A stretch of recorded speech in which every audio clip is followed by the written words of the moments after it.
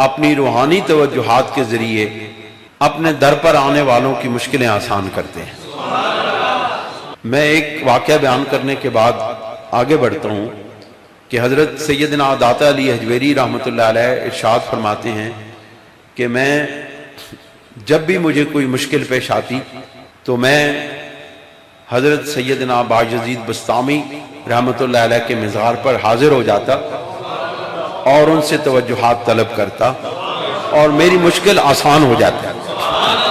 آپ فرماتے ہیں کہ ایک مرتبہ میری مشکل کسی صورت میں حل نہیں ہو رہی تھی، بڑی تگ و دو کی، بڑی سوچ بچار کی، بڑے غور و فکر کرنے کے باوجود بھی وہ میری مشکل حل نہیں ہو رہی تھی، تو میں 30 دن کے لیے حضرت باجزید بسطامی رحمۃ اللہ علیہ کے مزار پر میں نے مجاورت اختیار کی۔ میں آپ کے مزار پر رہا، آپ کی توجہات حاصل کرتا رہا، اور اس دوران میں اللہ رب العزت نے میری وہ مشکل آسان فرما دی۔ اس لیے ہمارا عقیدہ وہ ہے جو داتا علی حجویری کا ہے۔ ہم بغیر دلیل کے کوئی کام بھی نہیں کرتے، اور اس داتا علی حجویری کا ہمارا عقیدہ ہے کہ جس نے اس بر صغیر کے اندر توحید و رسالت و ختم نبوت کا پرچم بلند کیا، اور ہزاروں لاکھوں انسانوں کو اپنی حیات مبارک میں دائرہ اسلام میں داخل کیا،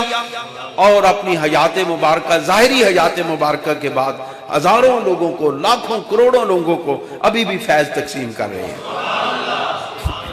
کئی بزرگوں کا یہ تجربہ ہے، کئی بزرگوں کا یہ تجربہ ہے جو روحانی فیوزات اور برکات والے لوگ ہیں، ان کا کئی بزرگوں کا تجربہ ہے۔ ہمارے اپنے مرشد کریم حضرت صوفی صاحب رحمۃ اللہ علیہ ارشاد فرماتے تھے کہ ہم جب بھی ہمیں کوئی مشکل پیش آتی دوران تعلیم، جب بھی کوئی مشکل پیش آتی، ہم داتا علی حجویری کے مزار پہ حاضر ہو جاتے، اللہ ہماری مشکل آسان فرما دے۔ تو اس طرح اب بھی کوئی شخص جس کو سخت ترین مہم پیش ہو، وہ حضرت داتا علی حجویری کے مزار پر کم از کم 7 جمعرات حاضری دے، اللہ تعالیٰ اس کی مشکل آسان فرما دیتا ہے۔